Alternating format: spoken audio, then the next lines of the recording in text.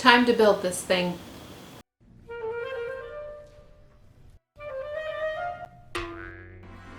It's a nice and stormy day here in Texas. Perfect day to get started on building the Beetlejuice Dollhouse. You may have noticed I have foam board, quite a bit of foam board here, and some wooden dowels. I've thought a lot about what I want to build this house out of. I decided a while ago that I was going to scratch build the entire thing. So technically this is going to be my first scratch built dollhouse. Really from scratch. I'm choosing foam board because, well, as of right now, May 2021, wood is astronomically expensive. Also, foam board is lighter, it's easier to cut without having major tools, and I'm just more comfortable with working with foam board than I am wood. However, foam board's not as strong as wood, and so that's why I have the wood dowels. I'm hoping to kind of intersperse some wood columns in the foam board walls. And that way, kind of like the structure of a cake where you have a multi-tiered cake, they put those dowels in the center to help support the next level. That's my thought process. So I'm going to do foam board and then dowel. I'm going to intersperse the foam board and the dowels, and these are going to be my interior wood columns that help support the next level. That way there's not just a ton of weight sitting just on the foam board. One of the other questions I had when I was planning everything out, which by the way, if you have not seen my planning video where I make my practice model, I highly suggest you check it out because I will be referencing parts of that video and the planning process because this is what I'm going off in my final build. But in that video, I mentioned being concerned about how I was going to make the walls removable or detachable, and I talked about hinges or omitting walls. So all in all, I've decided to use a magnet system. I am going to be embedding magnets inside the walls, inside the foam board walls, so they click into place, and then if I want to show something inside that wall, I can simply remove the wall and see into the house. That's my plan. I've never done it before, but I bought these magnets, and if I have a link, I'll leave it down in the description. They're very strong. They were the wrong size for the thing that I wanted them for initially, but I think they're the perfect size to be wall magnets, I think. I'm just guessing as I go along. The other thing I'm going to be referencing is my plan that I made in the planning video, my floor plan. And I uploaded that and shared that in the last video. I will try to remember to link those down there, down below. I'm just giving general dimensions so that if you want to make it yourself, you can kind of adjust it however you see fit. And that way it fits whatever materials you're using. So if you're using wood or you're using cardboard, you don't feel like, oh, I need to have that specific thickness of foam board to make the same thing that I'm making. Is that it? This video is going to be kind of a vlog style because I'm not really quite sure if I'm going to have anything really pretty or exciting looking at the end of this video because it's going to be a bit of experimenting. All miniatures have an ugly stage that they go through, and this is probably going to be very ugly throughout this video. There's not going to be any wallpapering or siding or anything like that. It's simply going to be foam board and wood pieces and mess, most likely. I think I've talked enough, and I want to go ahead and get started with this because I've been avoiding it for a while because I'm a little nervous. I do want to put out there again that I've never built a dollhouse from scratch before. The Addams Family house was made up of kits, and that I just kind of made into whatever I wanted them to be. So this is a whole new experience. Thank you for experiencing it with me, and as always, if you have suggestions or thoughts, leave them in the comments below. Without further ado, let's get started. As I said, I am going to be referring back to my floor plans I made in the previous Beetlejuice video, and these are safely tucked away in my Dollhouse workbook. You can also find out more about that below in the description box if you might be interested. These are my first, second, and third floor plans, but today I'm only going to be dealing with the first. The first thing I want to do is cut out the base of the first floor.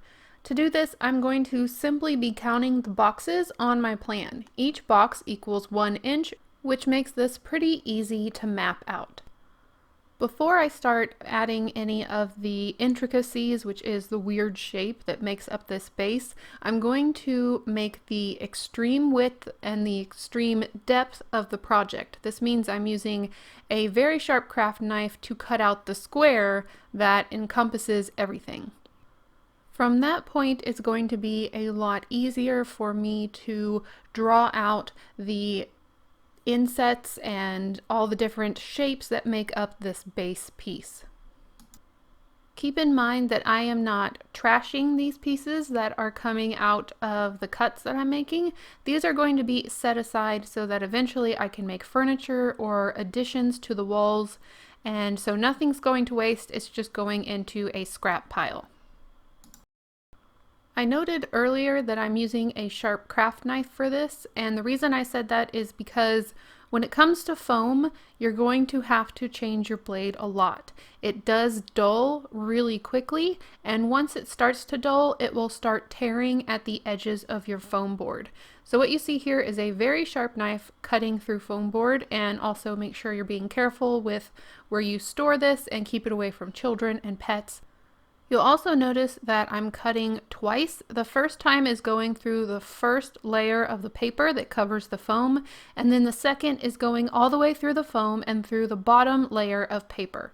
And I found that that works really well for me. Not trying to cut through the entire thickness of the foam board the first time helps me concentrate, go slowly, and I end up with better cuts that way.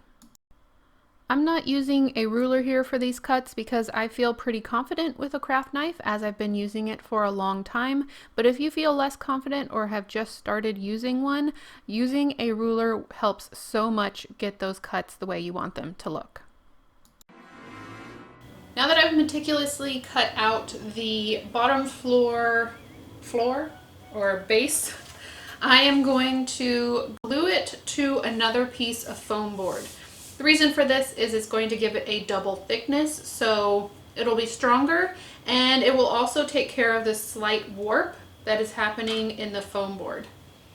I tried to pick up the flattest foam board that I could find in the bunch, but it just seems to be one of those things that comes with foam board, is constantly fighting this curve. One of the ways I can fight that curve is take another piece that's curved in the opposite direction and glue them together, so hopefully they kind of cancel each other out and I end up with a flat base.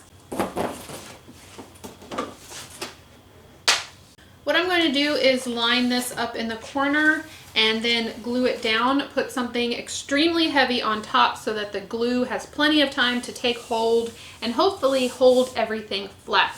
Then I can take my X-Acto blade and then just carefully go along the edges and cut through, so then I end up with a double thick base. To prepare my work surface, I'm removing my cutting mat because I want to make sure what I'm gluing down sits on a completely flat surface. I also marked the word top on the top of my base so that I don't get things mixed up. I'm adding a large amount of glue. This is PVA glue. I'm using Elmer's glue just because I have a lot of it, but any PVA glue should work. Then I'm just going to use a scrap of foam board and I am spreading it out all over the entire surface. Looking back at my footage, I'm not quite sure I got the opposite warp correct. When I was putting these down, I was getting confused between holding the board upside down covered in wet glue and then grabbing another board and so I think their warp is going the same way, but it ended up working out. I just made sure to put something very heavy on top. This is books. You don't want anything that's pointy because it could mar the face of your foam board. So you want something flat and heavy. A lot of craft books is great for this purpose. It will hold it down and make sure that it dries the way you want it to dry. I let these pieces sit for a good 3 to 4 hours before I took the weights back off, and then I carefully went around using, again, a sharp craft knife to cut through the edges, trying to stay as close to the original base as possible. This way I had a double thickness and I didn't have to redraw out the base. I could just use the top piece as a template. Once I was done with that, I put it straight back under the books so that it could continue to dry overnight, because I don't believe the interior was completely dry at the 5-hour mark. I took it off my workspace so it could dry off to the side and I could work on some other things. It's day 2, and today I need to make some walls. Yesterday, all I finished was the base. Literally, that's all I did. A lot of other stuff was going on. But today I'm going to be trying to make the walls in bulk. I'm going to be doing it similar to the way I did the practice model, where I'm just going to be making a bunch of pieces that are all the correct thickness, and I can just cut the walls as I go. I know all my walls need to be 9 inches tall, so hopefully that will at least get me started. I'm also going to be figuring out the magnet system today, hopefully find a way to make that work so that I can use that idea in my project. So let's make some walls. We now join Aira in her constant search for where she put her ruler. Ah, she found it. Making the walls is going to be very similar to the way I made the base. I'm just measuring out 9 inches all the way across my foam board, and that will be the height of all my walls. I'm carefully cutting through the foam board, making sure I keep the blade up and down as much as possible so that it's straight across. Then I can use the piece I just cut off as my template to continue to make 9-inch walls. I'm just going to move it up my foam board using my pencil to trace it out, and that way I don't have to keep using my ruler, and it makes it much quicker and easier. I am again going to make them a double thickness, so I'm taking 2 pieces and I'm first looking at how they're warped to try and find the opposite warp. And then I'm adding glue and spreading it out with a scrap piece of foam board, making sure to get all the way to the edges and the corners. Then I'm just going to put the foam board on top, weigh it down, and this is going to make us some walls. I ended up making 3 of these just to start out with. I don't want to make too many because I don't want to waste my foam board in case I don't need them. But this definitely got me started, and I have plenty to go on for a while. Maybe not enough for the entire first floor, but enough for this first video. All right, now that I have the base cut and I have at least one wall dry, I flattened it so it's very straight and ready to become a wall. Now it's time to commit to the project and really figure out what walls are going to be permanent, what is going to be removable, and like this is the hard part. I'm gonna pull out my model, and hopefully that will be a little bit of inspiration to me to try and figure out what I want to be able to see. The walls that are going to be permanent are going to be the easiest to install first, because literally I'm just gluing a wall onto the base. Some of the walls have to be there for the thing to stand up. So, okay, what I'm going to do, I've decided. What I'm going to do is I'm going to go around my model and I am going to put an X on the walls I want to be removable. That way I can know what I'm doing. Okay, it's going to be easier for me to put an X on the walls that are staying. We'll try that. The front door wall front door wall staying permanent, not removable. One wall. I got one wall. Okay, I'm gonna turn the camera off and think about it and ponder, and we'll figure it out. I will do a close-up in a second, but I put red X's on all the walls that I want to stay in place permanently. The other walls are going to be removable so you can look inside that room. I think I'm happy with what I came up with. I'll do a close-up in a second so you can see. All the interior walls are going to be permanent for sure. It's just trying to get the views from the other parts of the house. I don't know why there's a quarter in here. No idea. The other thing I have to consider is the second floor. There's some walls that continue up, so I have to think, do I want the entire 2 floors of walls to be removable, or just one floor? Are you being helpful? Or are you just being cute? Look, where are you going? So I'm gonna start on the back of the house and also on the interior walls because those are walls I am more sure of. And so, okay, enough. Let's do it. But first, more coffee. Just kidding, it's Fruity Pebbles. I know you're probably already sick of looking at this plain white foam board and the floor plan, but I am going back and forth between this a lot as a reference because I already did all of my thinking on this sheet of paper, so now I just have to translate it to my foam board. I'm again counting squares to know how many inches I need to draw my lines out, and this is going to help me locate my interior walls. Because I know all the interior walls are going to be permanent, this makes this a great place to start. I also made sure to include this rectangle in the center because it's going to house a lot of the electrical eventually when I add lights. So this is the first wall I'm focusing on. It is, I think it's the wall between the kitchen and the dining room.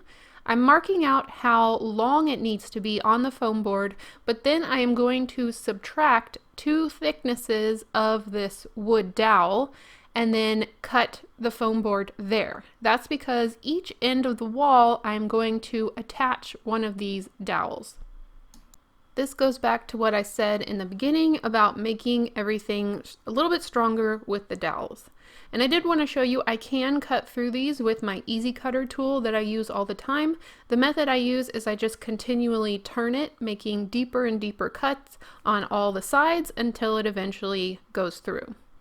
I'm cutting carefully through. I think I've already changed my blade once, and I'm just going to continue to change the blade in my knife to make sure I get nice clean cuts.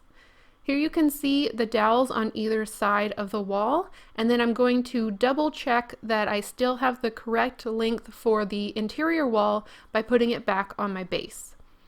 I did realize that this needs to have a door in it, so before I attach anything, I'm going to cut out the door. I'm doing a typical door size, which is 3 feet wide by 7 feet tall, which in Dollhouse is 3 inches wide by 7 inches tall.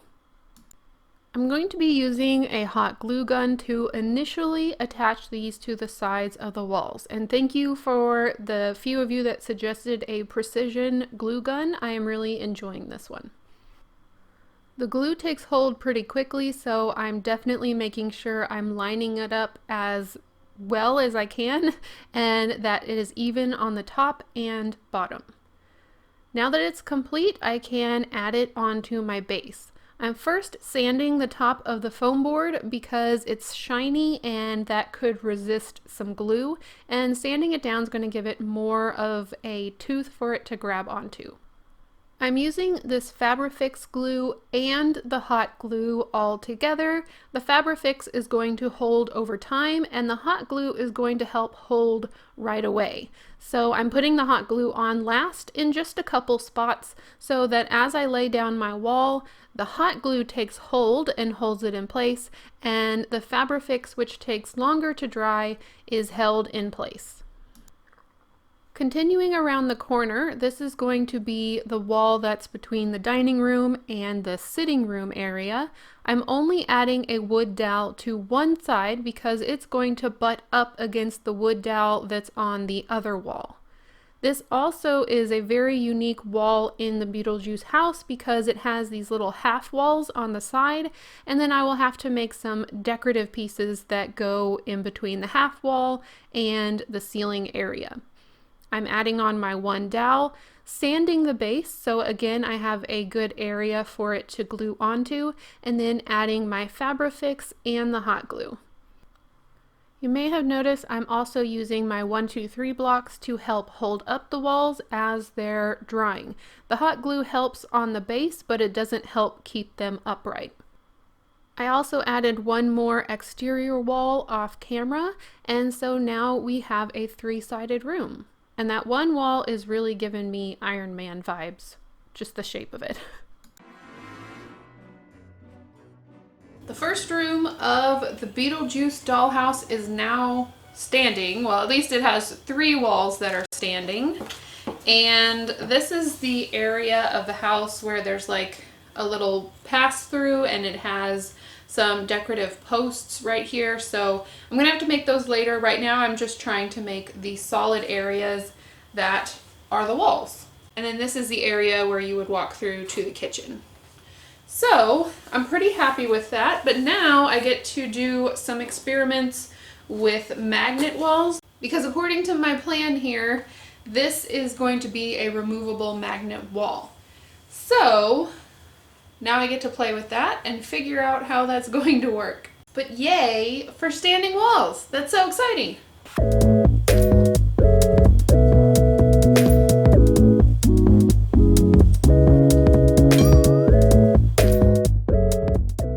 Before I do anything official in the house, I want to do a bit of an experiment with the magnets. These are the magnets I mentioned at the beginning of the video. They're very strong, and initially I was thinking that I would be using a magnet connecting with a magnet, but they're way too strong for that. So I'm going to be using pin nails, and these pin nails are the same ones I've used in my retro stove kit. If you've made that kit, you know exactly what I'm talking about. They come in these flat strips and they go into a nail gun. Well, I'm going to be using them as the flat strips, and so this is how they come, and all I do is take a pair of pliers or a pair of wire cutters and cut them apart, and then I get some flat rectangular sections of metal that the magnet can hold onto. So one side is going to have a magnet and one side is going to have a set of pin nails. I'm going to inset these into the top layer of foam. To do that, I'm being very careful and just cutting through the top layer of paper. I'm not cutting all the way through, and then I can pull it out and then cut out a little extra foam, or you can kind of push down on the foam if you'd like to, and you want just enough room so that that magnet fits in there and is flush with the surface of the foam board. I'm doing the same thing with the pin nails, but of course they are a different shape. Initially, I'm going to be gluing these in with a little bit of hot glue just so that it will stay in place during the test. I did have it rip out later on, so hot glue is not enough to make sure that these metal pieces stay in place. There's going to be a much bigger force with them wanting to be together than to stay inside the foam board. To correct for this, and also to practice what it would be like once there's wallpaper on the walls, I'm going to be covering the magnet. Well, first I'm going to drop it, and of course, to make a huge mess. I'm going to be covering the magnet and the pin nails with a thick cardstock paper. This is to just test and make sure that anything I put on the wall, hopefully they will still attract each other through those finishes. Also, the glue and the paper kind of act as a bandage that keeps the metal pieces inside the foam, because the hot glue is not going to do it by itself. So these work really well. I'm really happy with how much they're holding on, and I think this is going to work for the wall. So now, working on the wall itself, I'm taking one of my 9-inch wall pieces that I made before, and I'm marking out the distance that I need to cover that's going to go in this gap between the two wood poles. There's not going to be any wood poles on this piece. I'm just going to go ahead and cut that wall like I would any normal wall. The trick is I'm going to be cutting out a bit of one of the layers. As you can kind of see here, I've drawn out two 3/4 inch thick strips. These are what's going to be installed into the house itself that the wall is going to clamp onto. If it seems confusing now, it will all make sense soon, so bear with me. I'm going to mark out the same width on the wall, so 3/4 inch. I'm just using the previous ones that I marked out as a guide, and then I'm going to cut through one of the layers. Now remember, this is a double layer wall, so I'm just going to be cutting through the top layer of foam. The next step can be a bit difficult and annoying, and it sometimes depends on the type of foam board that you're using, but I'm going to rip off the top layer of foam, and what you're going to see left over, it doesn't look super nice, but it's the paper from the bottom layer of foam board that's glued on. What you'll see is that one of these 3/4 inch strips will fit in that gap. It will take a little bit to just kind of carve out that edge, but eventually I'm going to cover the whole thing in paper, and so it will look a lot better than it does now. Before I cut the 3/4 inch strips apart, I'm going to go ahead and mark out where I'm putting my magnets so that it correlates with where I'm putting my pin nails. They need to match up so that when I try to put my wall on the house, there's metal there that it can grab onto.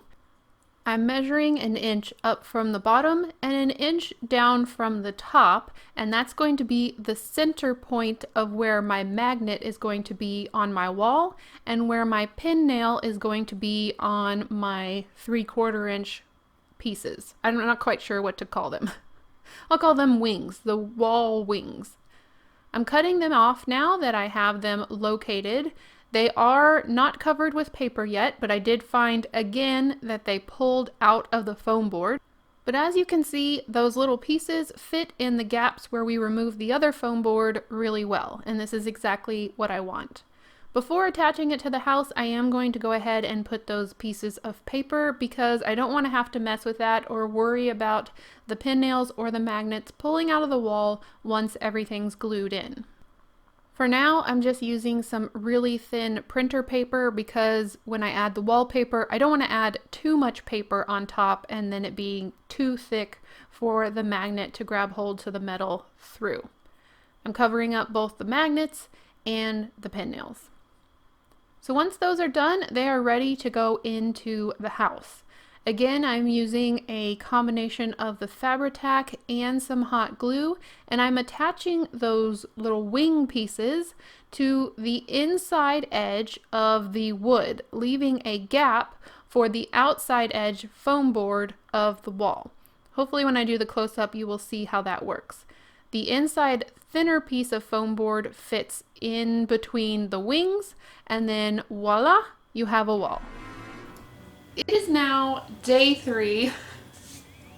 I wanted all of this to dry overnight, and I think every now and then it's good for me to kind of tell you when things are taking a long time to progress. A lot of times in my videos you don't realize how many days it's been, how many hours, how long dry times are, and so this project has been a lot of dry time. And it will continue to be a lot of dry time. So what I think I'm going to do is continue to do some of the walls off camera because it's going to be the same thing of the foam board with the wood, trying to get it to just all function and go around the perimeter of the bottom floor. I will show you a close-up of the magnet wall working. After I got everything glued down, I put it again under some books so that it could continue to dry through the night.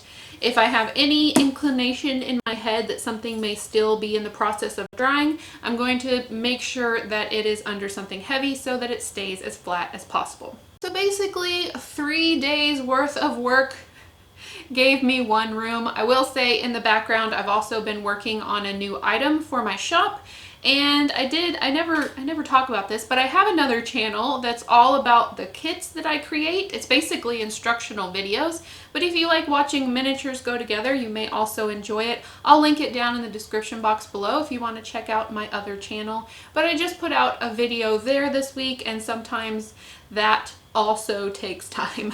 So what I want to know from you now is, for future videos, do you want me to just kind of go room at a time? So basically I have this room built. Do you want me to kind of do some decorating and wall finishes in this room before I move on to the second floor? That may actually be one of the easiest way to do it, because the bigger this house gets, the more I'm going to have to, you know, be weird with my camera angles and like just do all kind of weird positions to like show you what I'm doing. So, but let me know your thoughts. Let me know if you want to see more of the construction process, or if you want me to just make a video anytime I'm doing something that's kind of new or complicated. So I guess that is it for now, and I hope you enjoyed the video. I have a lot of work still ahead of me, so I'm going to make sure and do that. But in the meantime, I hope you all have an amazing week, and I will see you in the next one. Bye. Oh, I forgot. We can mark a little mark on our progress board if I know where I put my chalk markers. We're gonna do, no, the yellow is bad. Okay, we didn't get a lot done, but the walls are up, and that's enough to give us one little tiny line on our progress bar. Celebration!